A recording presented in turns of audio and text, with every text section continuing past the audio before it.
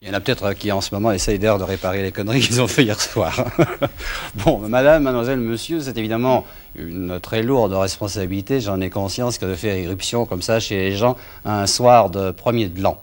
Toutefois, il faut bien l'admettre, c'est une responsabilité qui ne va pas sans présenter quelques avantages quand même. Parce que, par exemple, je ne vois pas très bien comment notre invité de ce soir, alors que je me présente au nom de tous les téléspectateurs belges, pourrait me refuser de lui faire la bise. Voilà. Bon début d'année et bon début d'émission, je trouve. Heureusement que René Yvette Michelems m'ont pas amené Christophe Only ou Serge Léonet.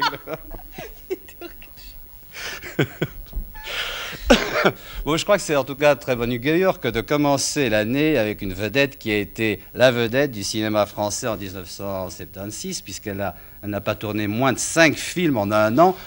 Nous n'allons pas les énumérer d'entrée, mais je pourrais quand même vous demander d'entrée si ça n'est pas devenu tout à coup un peu vertigineux, Miu Miu. C'est devenu beaucoup, effectivement. C'est sur la santé que je l'ai vu. Mais maintenant, c'est très désordonné au début, parce que comme toutes les situations nouvelles, c'est toujours un peu désordonné, l'énergie qu'on met. Puis maintenant, ça s'organise un petit peu et ça va. Vedette aussi qui annonce non seulement une année nouvelle, mais des temps nouveaux. Parce qu'enfin, il fut un temps où les grandes dames du cinéma et du spectacle arboraient des noms prestigieux, n'est-ce pas? Maintenant, voilà, de nos jours, c'est Miu Miu. Hein J'ai eu beaucoup de mal à l'imposer, ce nom-là, mais c'est bien. Moi, je trouve que c'est un gag formidable de voir des producteurs inscrire Miu Miu sur un contrat. Je trouve que c'est une plaisanterie formidable. C'est valable quand ils mettent Miu Miu sur le contrat, parce que vous n'êtes pas né Miu Miu, donc c'est dites Miu Miu. Il n'y a que Miu Miu de valable. C'est ça qui est incroyable. Si je signe une pétition pour quelque chose et si je mets mon vrai nom, on va me la refuser. Si je mets Miu Miu, on va l'accepter. Je trouve ça... Bon, alors Miu Miu, c'est pas à la maison qu'on vous appelez Miu Miu. Non, c'est Coluche qui m'a appelé Miu Miu. Et pourquoi a-t-il pu se permettre ça, lui C'est vous qui l'avez appelé Coluche? Non, il était... C'était un état d'âme, c'était pas du tout gentil. Un jour, il m'a dit, mais t'es toute gnangnante, t'es Miu Miu, t'es... Bon. Et tac, c'est resté. Tout le monde m'a appelé Miu Miu. Impossible de retrouver mon vrai nom. Heureusement que c'est pas gnangnan qui est resté, parce que ce serait quand même plus oui, j'aurais eu un peu de mal. Bon, vous êtes né en Bretagne, oui? Non. Ah bon? Tout faux. On dit ça. Faux, là. Ah bon? Non, je suis née à Paris, moi. Et j'ai des parents, oui, d'origine bretonne. Ah bon. Alors, je sais pas la date de naissance. D'abord, je sais pas si on peut la citer. Si, ça va, oui. Je suis née en 50. Ah là, ça c'est juste ça. Bon. Là, je retourne non pas sur mes pattes, mais sur mes fiches. Il n'ose plus, là. Moi, je suis née le 22 février 1950, Paris 11e. Ça fait quel signe, ça? Poisson avec du taureau, je crois. Ah, bon. Moi, je suis comme ça. Pour les spécialistes. Les spécialistes de tirer les conclusions. Oui, moi, je connais pas. Il ne reste pas moins que pour des milliers de spectateurs, votre date de naissance, je crois que c'est 1973, et c'est le film de Bertrand Blier, Les Valseuses, même si c'est faux, hein, bien sûr, puisque c'était déjà à ce moment-là, je crois, à peu près votre 7e rôle au cinéma, même s'il y avait certains de ces rôles qui n'avaient été que des apparitions. Mais enfin, Les Valseuses, ce fut un peu un film fétiche, d'abord pour son réalisateur, puisqu'il relança subitement Bertrand Blier, qui... un peu de rage, s'était rabattu sur la littérature, et qui hissa au rôle d'acteur vedette Gérard Depardieu, Patrick Devers et Miu Miu. Alors ceci dit, quand vous y repensez maintenant à ce film, vous, quel souvenir vous a-t-il laissé? Un grand souvenir. Vous savez, je pense que les acteurs ont toujours deux souvenirs. Il y a le souvenir du tournage et puis le souvenir qui s'est transformé en bien ou en mal après la sortie du film. Bon. Et moi, donc, là, j'ai un très très grand souvenir et du tournage, car c'était un film extraordinaire à tourner. Je crois qu'il était encore plus extraordinaire en dehors du tournage, par toutes les aventures qui nous arrivaient. Et après la sortie, puisqu'il a fait un succès étonnant, vraiment étonnant pour tout le monde, qui nous a... Alors ça, j'ai un souvenir vraiment d'amour et de grandes aventures avec Depardieu et Patrick. Vous croyez que c'est parce que Bertrand Blier a su adopter une manière de tourner un peu différente que dans ce film, tout le monde a senti un ton différent, on a senti qu'il se passait quelque chose qu'il y avait entre les acteurs, notamment des liens qui n'existent pas sur les autres plateaux, mais probablement. Oui, mais C'est extraordinaire parce que Bertrand, il nous a pris tous les trois pour ce qu'on était. Je veux dire, il a pris Depardieu pour son enfance, il sentait bien ces choses de voyou. Moi, il m'a pris pour ça aussi, très Paris, j'ai beaucoup appris dans la rue, vraiment, quand j'étais des gosses. Patrick aussi. Et donc, il a été le détonateur de quelque chose. Et après, il n'a pas suivi. Il ne comprenait pas durant ce tournage qu'on ne restait pas tranquillement à l'hôtel à se reposer pour préparer les scènes du lendemain. C'était impensable pour nous. Impensable. On faisait des virées dans tout Valence, dans la région. Ça se terminait toujours très brutalement. En tout cas, on s'est senti exister pendant 3 mois. Et lui, par contre, ne comprenait pas. Il a pensé à s'enfuir 3 fois, au moins, durant le tournage. Qu'est-ce que ça veut dire, ça se terminait parfois très brutalement Mais ça se terminait par des bagarres, par des flics, par tout ça. De toute façon, camper ce personnage de champouineuse dans Les Valseuses avec une façon comme ça particulière de jouer sans jouer, hein, qu'on pouvait, pour qui ne vous connaissait pas, assez facilement assimiler Miou Miou à son personnage. Est-ce qu'il y a quelque chose de ça? Et moi, j'ai une affection pour Marie-Ange, la petite champouineuse, parce que elle représentait bien le peuple. On a toujours, je pense, toujours mal représenté le peuple au cinéma. On a fait des postières, des employés de banque, des champouineuses, on les a toujours fait laides. Alors que le rêve de ces filles-là, c'est de ressembler à des stars. C'est-à-dire qu'elles se manucurent les ongles, elles se teignent les cheveux, elles se font des tas de choses comme ça et elles achètent les magazines. Donc elles ont en même temps un peu d'humour, un peu de désespoir, et puis elles sont très jolies. Elles sont très jolies. Et j'ai eu envie, moi, de faire une fille comme ça, une fille un peu qui essaye de s'arranger, qui essaye de ressembler à une vedette, d'après ce qu'elle en a lu dans les magazines. Et Blier a bien trouvé ça, a donné l'humour aux 2 voyous, et à la fille lui a donné ces possibilités-là. C'est pour ça que j'aime beaucoup, moi, Marie-Ange. J'allais dire, j'avais l'impression que vous étiez un peu embarrassée de vous revoir comme ça, subitement. Hein. J'ai complètement oublié d'abord la violence du langage, tous ces mots que j'ai pu dire. Il fallait vraiment qu'on soit très tenus tous les 3 pour dire ça, comme ça, je veux dire. Ça, maintenant, vous ne dites plus que du Racine, maintenant. Oui. Non, mais je trouve ça étonnant, vraiment. Je comprends l'impact, je comprends pourquoi les gens m'en parlent encore et pourquoi les gens me regardent bizarrement des fois. Ils vous font des propositions. Ah oui, ça arrivait, oui. Oui, ça arrivait. Bon, en tout cas, après avoir respecté la mémoire des spectateurs, nous allons maintenant respecter la vérité historique. Miou Miou, au départ, c'est le Café de la Gare. Bon, mais le Café de la Gare, comment ça se constitue? Le Café de la Gare, c'est un café-théâtre. Bon, qui a été au départ voulu par Romain Bouteille et Coluche. Je ne sais pas s'il est connu ici, Coluche, oui, avec toutes ces plaisanteries. Oui. Bon, il a été voulu... bon... Il a été réalisé par Romain et par Coluche pour faire un espèce de pas de théâtre, plus petit que le théâtre et plus grand que les cabarets. C'est-à-dire qu'on a construit, nous on a fait 1 an de travaux, on s'est retrouvé à plein de personnes disponibles, on était 9. Moi mon intention c'était pas du tout d'être comédienne, puisque j'étais là par hasard, en rupture de parents et de travail, de tout, j'avais tout quitté, j'étais avec Coluche, donc j'ai fait 1 an de travaux comme tout le monde. Comme ça, du plâtre, du ciment, de l'électricité, tout ça. Bon. Après, on m'a dit, tu vas jouer. Je dis, bon, bah, jouons. Pourquoi pas? Puisque j'étais chez moi, en plus. Et c'est comme ça que s'est institué le Café de la Gare, qui était un café-théâtre de 300 places, où les gens sont accourus parce que notre grande force, c'était d'être 9 personnes sur scène. C'était non pas notre talent, c'était cette unité qu'on avait, d'être 9 sur scène, et c'était notre endroit à nous. Je disais, attention au tapis, attention à ça, poussez-vous, enfin... C'était moi qui avais tout construit, donc je savais exactement ce théâtre. Alors on n'avait pas le trac. Et ça a été la grande force du Café de la Gare. Et puis après, chaque personne a explosé dans son truc. Il y avait des auteurs, il y avait des comédiens, il y avait des gens qui se sont trouvés comme ça. Alors vous avez raconté ces débuts de votre carrière, enfin de manière très sincère, très naturelle. Vous avez le droit de le raconter comme ça, parce que c'est vrai. Ouais. D'un autre côté, évidemment, à vous l'entendre dire, on pourrait s'imaginer, bon, elle a l'air de... prendre ça comme ça, quoi. Alors je vous pose tout de suite une autre question. Ce métier maintenant, pour lequel vous n'étiez pas préparé, est-ce que maintenant vous l'aimez? Moi je l'aime, mais j'ai toujours fait du cinéma comme ça. Ça n'a jamais été un métier. C'est comme si j'avais pas de métier. Et ça a toujours été un hasard, le cinéma. Je fais un film, bon, puis après il s'en présente un autre, puis après... Bon. Maintenant c'est devenu plus sérieux, il paraît que je porte un film sur mes épaules et qu'on peut faire une coproduction avec moi. Donc il faut que je fasse un petit peu attention. Mais je pense qu'il faut toujours avoir le recul du cinéma. Il ne faut jamais se dire, si j'en fais pas, je meurs. Parce que moi, je dis, si je ne fais pas de cinéma, je vais faire le tour du monde. Il y a des tas de choses que je n'arrive pas à faire parce que je fais du cinéma. Bon.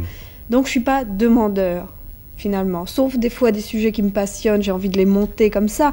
Mais comme j'ai jamais eu l'ambition d'être comédienne, j'ai jamais eu ce feu sacré, comme on dit, je le fais et ça me plaît parce que ça me donne des alibis pour jouer.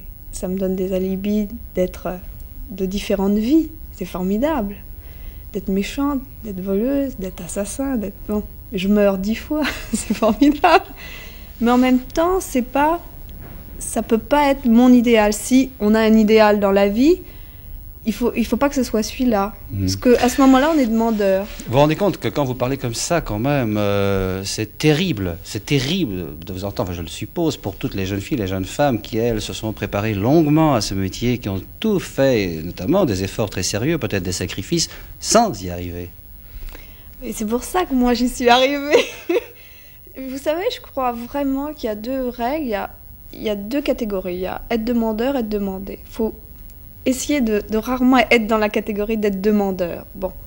Quand nous, on a toujours eu le choix, puisqu'on avait le café de la gare, on avait une espèce d'indépendance matérielle. J'ai jamais fait les couloirs pour demander à des metteurs en scène de me prendre. Vous voyez, c'est toujours les metteurs en scène qui venaient nous voir. Bon. En même temps, je pense que j'ai fait 1 an aussi d'efforts, puisque j'ai fait 1 an de travaux sans argent, puisqu'on volait et la nourriture et le matériel pour construire le théâtre. Faut pas exagérer, j'ai couché un peu n'importe où. C'est quand même 1 an de choses assez difficiles, assez dures. Quand on me dit j'ai eu de la chance, je dis quand j'ai fait le café de la gare, tout le monde pouvait venir. Tout le monde pouvait venir et faire du plâtre. Hein, au contraire. Et il y a des gens qui l'ont pas fait. Alors cette chance, je l'ai quand même fait pendant 1 an. Vous voyez ? D'accord. Nous allons maintenant revenir au cinéma, proprement dit, enfin à l'évolution de la carrière. Avant les valseuses, il y a eu notamment Les Granges brûlées de Jean Chapot en 1972. Alors ça, c'était pas du tout l'ambiance des copains. C'était du cinéma, disons, sérieux, je dirais même très classique, hein, pour ne pas dire un peu conventionnel, comme ça. Allez, non disons-le. Hein bon. Et en plus de ça, vous aviez comme partenaire de redoutables vedettes, puisqu'il y avait, par exemple, Simone Signoret. Alors, Simone Signoret, cette grande dame que j'adore, puisqu'elle a mes initiales, remarquez. Mais heureusement, mes initiales, au moins, elle les porte très haut, alors ça, c'est très bien. Et bon, cette grande dame, qui, je crois, a une haute idée de sa profession, comment vous accueille-t-elle sur le plateau, Miu Miu ? Elle, formidablement. Parce c'était un tournage très conventionnel, effectivement, au point de vue de tout, de la conception, de la réalisation, mais elle n'est pas conventionnelle. C'est-à-dire qu'elle m'a renforcée dans mon idée de jouer de telle manière. Elle m'a appris un maximum de choses. C'est-à-dire que pour moi, la façon la plus simple, c'est, au lieu d'imiter un personnage, c'est de l'être. Ça paraît simple comme ça, mais effectivement, c'est la façon... On peut aller très loin comme ça, en étant la chose. Et elle a un truc très protecteur avec les gens qui arrivent, les jeunes, comme ça. Comme elle adore rire, comme elle adore les blagues, les choses comme ça, elle s'entoure toujours, elle est toujours très entourée de jeunes comme ça. Mais c'était un peu des circonstances difficiles, parce que c'est un film un petit peu compliqué. Tant qu'on parle de Simone Signoret, vous avez lu son livre ? Oui. Vous l'avez retrouvé dans son livre ? Oui, j'ai retrouvé. Ça éclaircit beaucoup de mystères qu'elle avait. Elle me parle de gens que je connais pas. Et donc, qui me touchent pas. Je suppose que la moitié de son livre vont toucher plus de personnes. Par exemple, moi, me touche pas parce que je connais pas. Effectivement, la période du Flore et tout, je connais pas. Ça peut pas me toucher personnellement. Alors, elle me touche plus quand elle me parle d'elle. Quand elle me parle des gens de Prévert et tout, bon, c'est beau, mais pour moi, c'est la cinémathèque, déjà. Et c'est pas méchant, ce que je dis. Non, mais je comprends très bien. Enfin, sur ce tournage, il n'y avait pas que Simone Signoret, il y avait aussi Alain Delon. Alors, on ne le dit pas toujours très agréable sur un plateau, Alain Delon, notamment que le plateau de ce film-là se trouvait sur de hauts plateaux, si je peux dire, et qu'il faisait très froid. Très, très froid, oui. Alors, comment s'est-il comporté, le bel Alain ? Mais moi, j'étais... toujours... moi, je suis toujours bien. J'étais de l'autre côté. si on peut dire, de la caméra. C'est-à-dire, j'étais du côté d'Alain Delon. C'est-à-dire, Alain Delon, il peut dire, comme ça il l'a dit à Depardieu un jour, « Attends, je veux faire un mouvement de foule. » Il sort, il fait un mouvement de foule et il rentre. Voilà. Quand il a dit ça avant, c'est drôle, quand on le voit sortir. Et il nous a dit avant tout ce qui allait se passer. Il a conscience de son personnage d'une façon fantastique. Bon. Donc moi, je vois ça avec humour, ces choses qu'il fait. Mais une équipe ne voit pas ça avec humour, est terrifiée. Comme moi, il m'a expliqué avant, je suis mort de rire. Parce que, effectivement, je vois tout le monde marcher tellement. Je trouve ça formidable. Bon. Mais c'est un mec, moi je l'aime beaucoup, malgré toutes ces choses de droite. Peut-être à cause de ça aussi, parce que je trouve qu'il dit de telles choses énormes. Il les dit quand même, et on les publie quand même. Je trouve ça fantastique. Oui. J'ai rien contre Delon, enfin rien spécialement, mais je me demande si vous n'êtes pas occupé à lui prêter de l'humour, non? Mais moi, je l'ai vu quand même. Je pense qu'il en a... C'est pas son personnage d'en avoir, donc il va jamais en montrer. Mais enfin, ça me paraît incroyable, des fois, qu'il sort de telles choses, sans humour. C'est pas possible. C'est trop, des fois. On peut pas avoir l'exemple, non, même. Ben, déjà, ça, je trouve que ce mouvement de foule, je trouve ça formidable. Ces choses-là, de s'analyser avant, analyser Delon avant, je trouve ça incroyable. Non, c'est bien, c'est... Je vais risquer une grosse méchanceté, je fais presque ça jamais, je vais rapporter des ragots. Par exemple, pendant le tournage des Granges Brûlées, en principe, il appelait Simone Signoret la vieille même, éventuellement, quand elle l'entendait. Ben, elle l'appelle le gosse, alors, je veux dire. Bon, ça va, on met les choses en place. Bien. Bon. Et bien, quand je vous revois dans cette séquence, par exemple, je me rends mieux compte maintenant pourquoi vous n'avez pas tellement retenu l'attention du public. C'est parce que je crois que Chapeau a commis l'erreur de vous rendre un peu plus banal, non? Je faisais une soubrette. Une soubrette comme ça, c'était... Oh, c'était un petit peu compliqué parce que, en même temps, moi, j'ai compris dans ce film quel cinéma je voulais pas. C'est-à-dire, vous savez, il y a une question de lumière, de choses comme ça.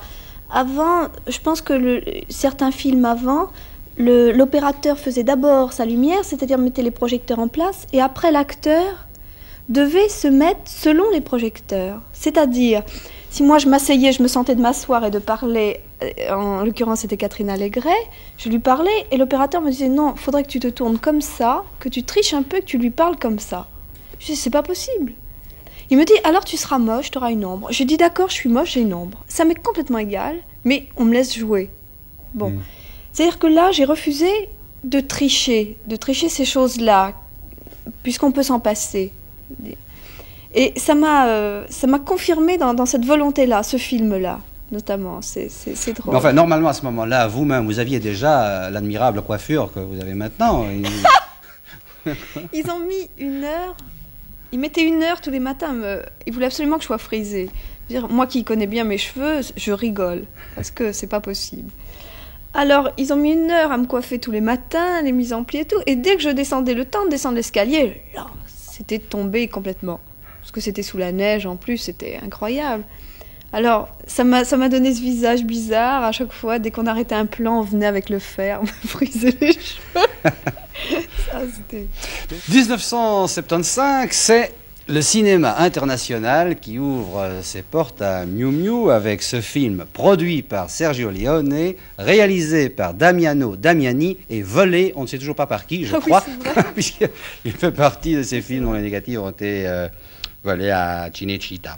Un génie, 2 associés, une cloche, c'est l'aventure, c'est l'Espagne. Est-ce que ce fut vraiment l'aventure, Miu Miu? Quelle horreur!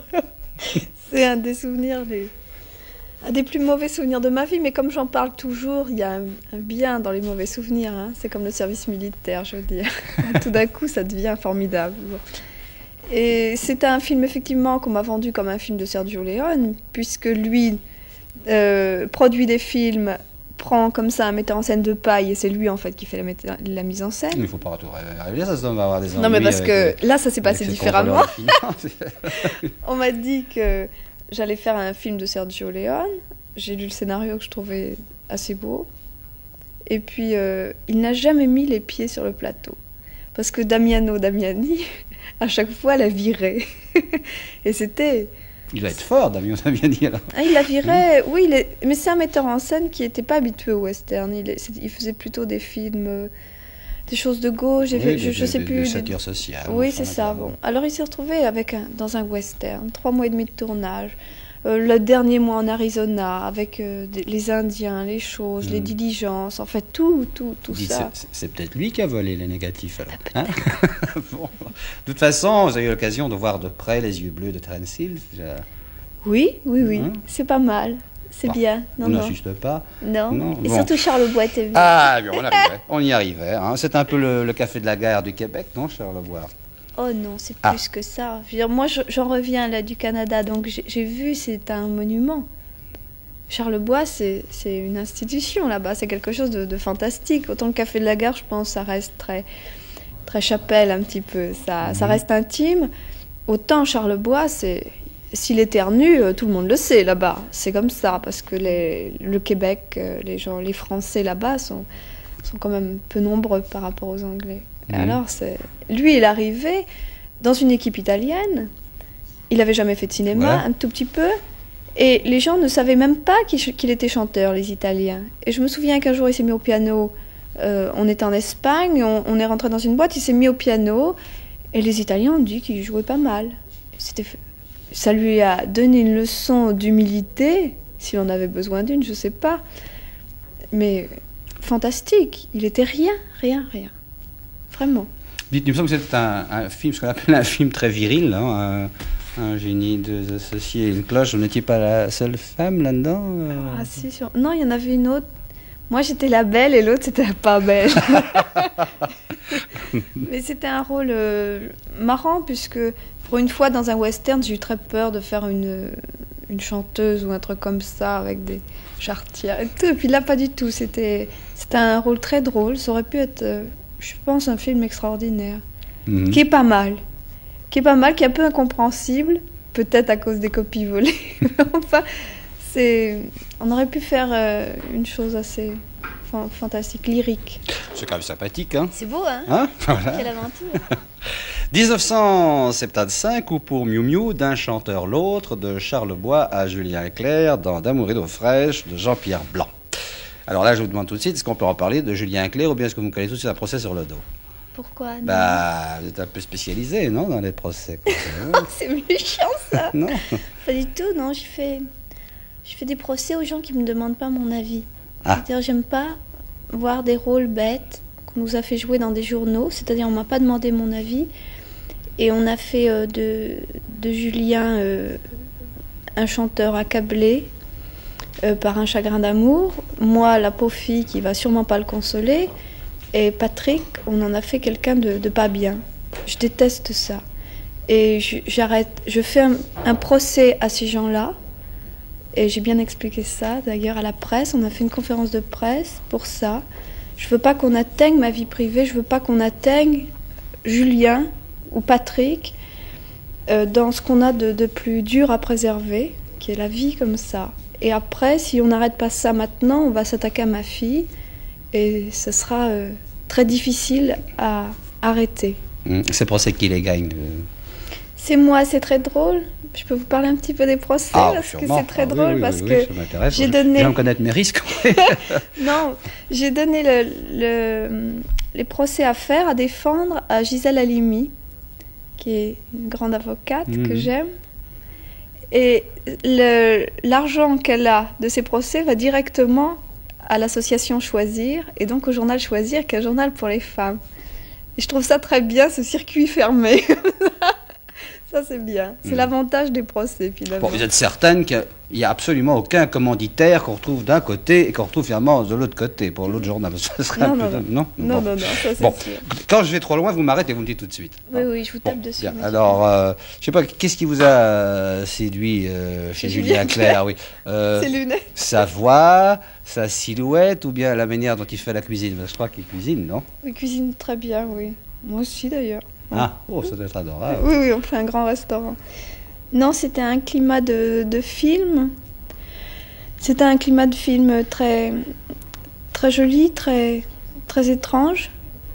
Et puis, je pense pas qu'on puisse faire des scènes comme ça quand on a eu, disons, une attirance les uns pour les autres, l'un pour l'autre. Et quand il y a une quantité de scènes qui se passent dans la même pièce, dans le lit et tout, je pense c'est très difficile, disons-nous. Bon. Et puis, c'était un tournage assez exceptionnel, comme très intime, y compris les techniciens, ils étaient chez moi. Enfin, c'était un film très, très étrange, assez formidable. J'ai un souvenir, c'est comme un rêve, vous savez, un nuage. C'est drôle, ce film.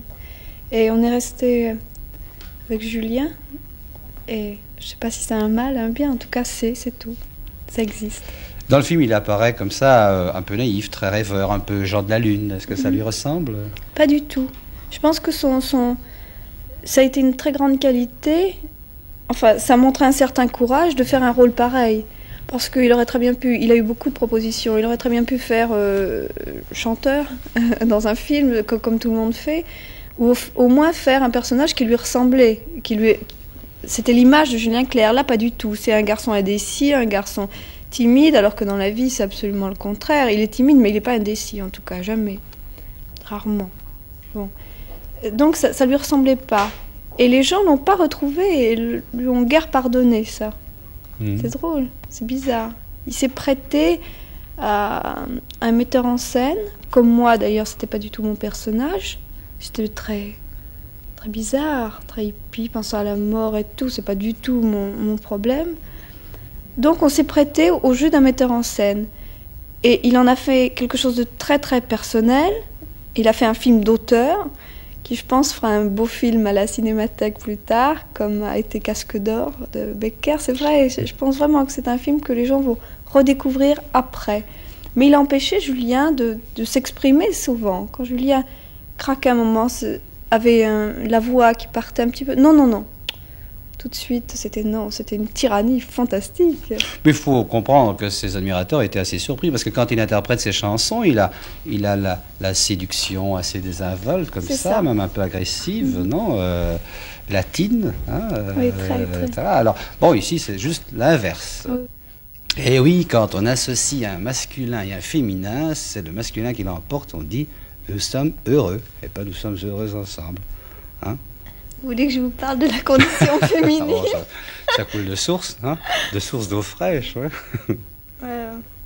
Oui, je ne sais pas par quel bout commencer, il y a tellement de choses à dire. Je ne sais pas, où vous en êtes-vous, par exemple, par rapport à tout ça? Moi, j'en suis... Je trouve que, je vais essayer de faire assez vite. Je trouve que le mouvement féministe...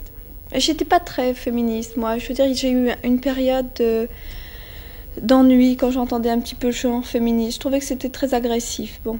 Et puis, ça me concernait pas tellement. J'ai pas besoin de ça. J'ai pas besoin de me lancer dans une bataille de femmes pour trouver mon équilibre. J'ai pas besoin d'une croisade pour me trouver dedans. Bon.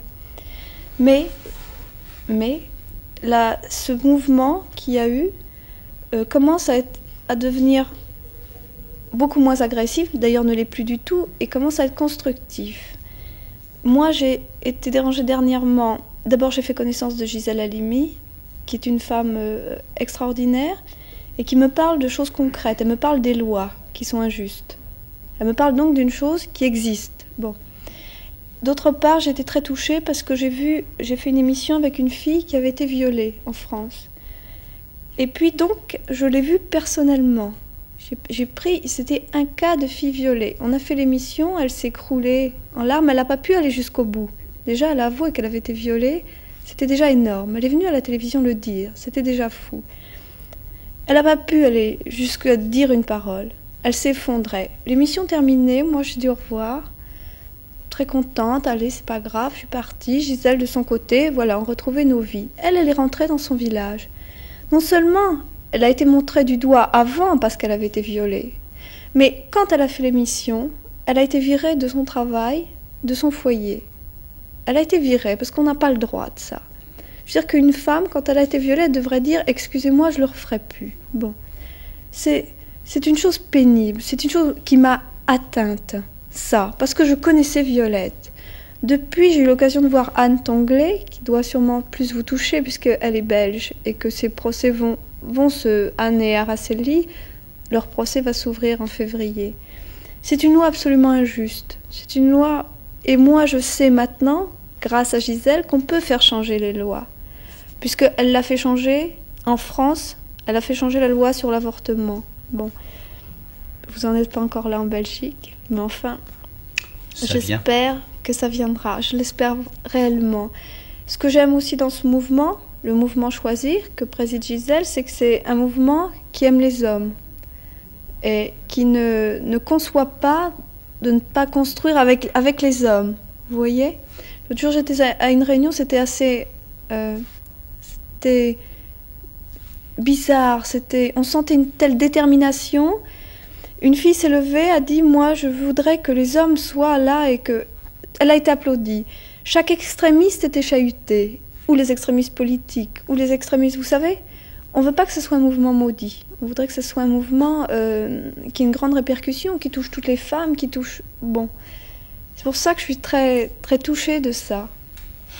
Voilà où j'en suis. Que lorsque vous parlez de choses sérieuses, je vois passer dans vos yeux de temps à autre un étrange éclat, je l'ai dit, un étrange lueur. Non, c'est un étrange éclat. Est-ce que vous pouvez être dangereuse, hein? Oui, je peux être dangereuse. Enfin, je peux l'être maintenant parce que j'ai fait... C'est pas dangereuse. Je peux maintenant faire avancer les choses. Pourquoi ? Parce que j'ai fait autant de films. Moi, j'ai fait des tas de films et il n'y a que maintenant que sur Miu Miu, je peux faire une affaire. C'est-à-dire, je peux faire un film sur le viol. Je peux essayer de monter quelque chose à la télévision pour le faire avancer. Je peux faire que des journalistes parlent du viol, parlent de Choisir, parce que moi, je suis là et je leur demande d'en parler. Vous voyez, ça donne du crédit. Et moi, je dis au public qui m'aime, je leur dis, si vous m'aimez bien, suivez-moi pour Gisèle, aimez-la aussi. Parce qu'elle elle se bat bien, elle ne vous entraînera jamais dans des choses ridicules, des choses bêtes comme ça. Il y a des injustices qui sont là, qui sont des lois, qui sont des chiffres, qui sont... Bon, c'est là. Et c'est bien d'être ensemble, c'est bien de se découvrir, c'est bien que j'aime une femme sans l'intermédiaire du regard de mon mari. Vous voyez ? Je l'aime comme ça. C'est une grande découverte, je veux dire. De voir les femmes différemment, c'est formidable. Comment de tout ça est-ce que je vais vous ramener maintenant à ces petites choses que sont un film après l'autre? On va y arriver quand même. C'est lequel? Hein. Ça dépend. Vous avez dit par exemple, voilà, je vais trouver le moyen de raccrocher. Vous avez dit par exemple, maintenant je peux faire certaines choses, je peux faire ceci, etc. Je peux vous dire aussi, maintenant vous pouvez aussi refuser des choses. Hein, oui, c'est ça. Vous refusez des rôles. J'en ai toujours parfois refusé. Des propositions importantes d'ailleurs même, je crois. Oui, oui.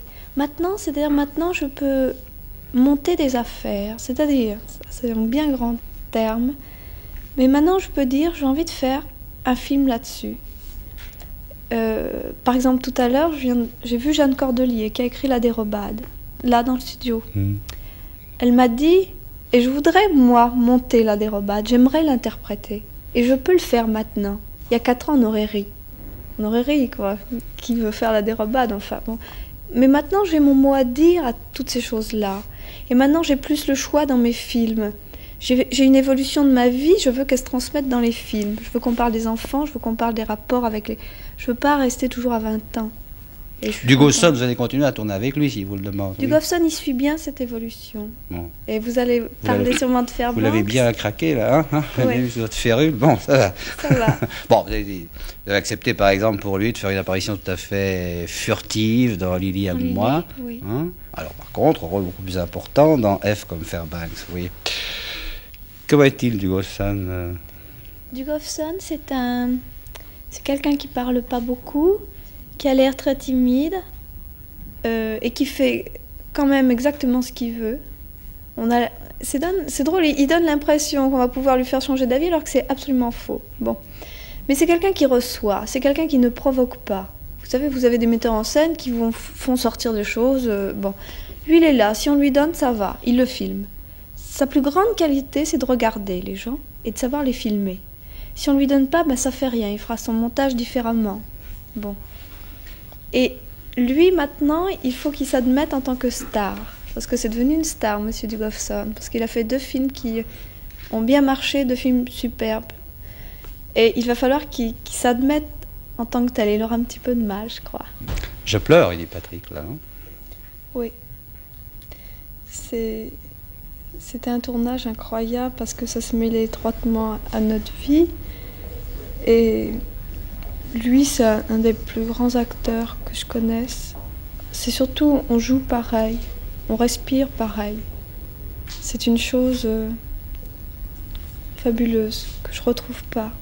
Enfin, peut-être je vais m'en approcher avec d'autres acteurs, ou Depardieu, Dutronc, peut-être il y a d'autres choses. Mais lui, je sais qu'on fait pareil. On n'a pas besoin de s'expliquer avant sur ce qu'on va faire. On peut improviser. Dans ce film, il y a une scène avec un cheval. On a improvisé une demi-heure. Et ça aurait pu être éternel.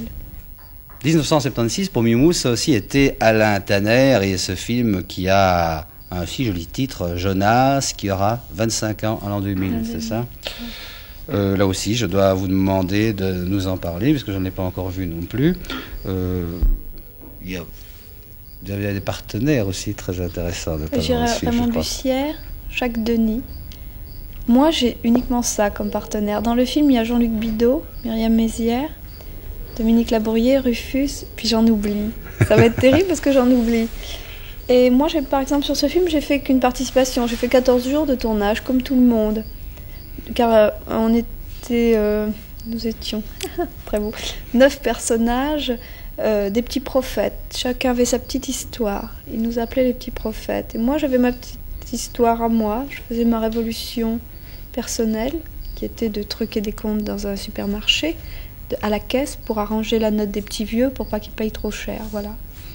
Bon, puis je vais en prison, tout ça. Chacun donc avait sa petite histoire personnelle. Quand j'ai vu le film, j'ai trouvé superbe, étonnant. Il a un impact. Tanner a un impact. Il a l'art d'expliquer aux gens, de bien expliquer, par du spectacle en même temps. C'est rare, ça. Il fait des films de gauche, rive gauche, qui atteint un public formidable. Et Raymond Bussière, comment avez-vous rencontré? Bien, plus que bien, parce que il m'a dit je joue pareil que toi. Et c'est vrai, on joue pareil, tous les deux. Il n'y a pas de mode, c'est pas vrai, ça n'existe pas, je pense. Je pense que s'il y a une mode, c'est que c'est pas très bon. Il vous a fait sa tête à la Buster Keaton, il fait ça très bien. Hein. Il fait ça très bien. Non, il ne l'a pas fait. Ça, pourtant, qu'est-ce qu'il a raconté? Il faudra lui demander à l'occasion. C'est vrai que je suis un peu envoûté là. Hein. C'est rare de développer tant dans une telle ambiance en si peu de temps. Enfin, je chante dans ce film. Habituellement, c'est moi qui présente des séquences aux autres. Ici, je viens de voir la séquence, je ne connais pas le film. Je crois que c'est rare qu'une séquence comme ça puisse développer tout de suite autant d'ambiance, non? Oui. C'est vraiment très beau. Oui, c'était des petites scènes comme ça, très, très, très bien. Fallait savoir qu'avant, nous faisions des scènes un peu drôles, tous les deux, et que là, j'avais fait de la prison, ce qui avait un peu bouleversé ma vie, quand même. Alors, il y a une petite fille en France qui vous appelle maman, qui vous appelle Miu Miu. Qui m'appelle maman. Elle a quel âge? Elle a 2 ans et demi. Enfin, pas encore. Elle est... Moi, je pourrais parler d'elle tout le temps, je l'aime tellement. Enfin, c'est un petit bout à moi, puis qu'en même temps tellement indépendant, tellement formidable. Ça a changé plein de choses dans ma vie, puisque maintenant j'ai envie de jouer justement avec autant j'ai envie de jouer avec des femmes pour établir des vrais rapports, et autant j'ai envie de jouer avec un enfant aussi, montrer ce que c'est, des rapports avec un enfant, que ce soit pas si abstrait que ça. Je pense que je vais faire un film avec Jacques Doyon et Maria Schneider et un enfant, qui sera peut-être la mienne, j'aimerais bien. C'est une façon de la garder près de vous, en tout cas pendant le tournage. Oui, hein. De toute façon, elle est près de moi toujours. Miu Miu a des vœux à formuler en ce premier jour de l'an? Qu'on me voit beaucoup sur les écrans et que les lois changent un petit peu. Bon, ben nous, on agrée d'autant plus qu'on espère aussi vous voir beaucoup sur les écrans. Et, non, je dis ça. Pas trop, parce que... Pour les lois, je ne crois pas que je sois habilité à me prononcer ici, enfin on en parlera tout à l'heure. D'accord. Bon, alors si moi je peux formuler un vœu, je vais vous dire, voilà, moi j'aimerais bien terminer cette émission comme on l'a commencé, mais cette fois-ci en mon nom personnel, ça va?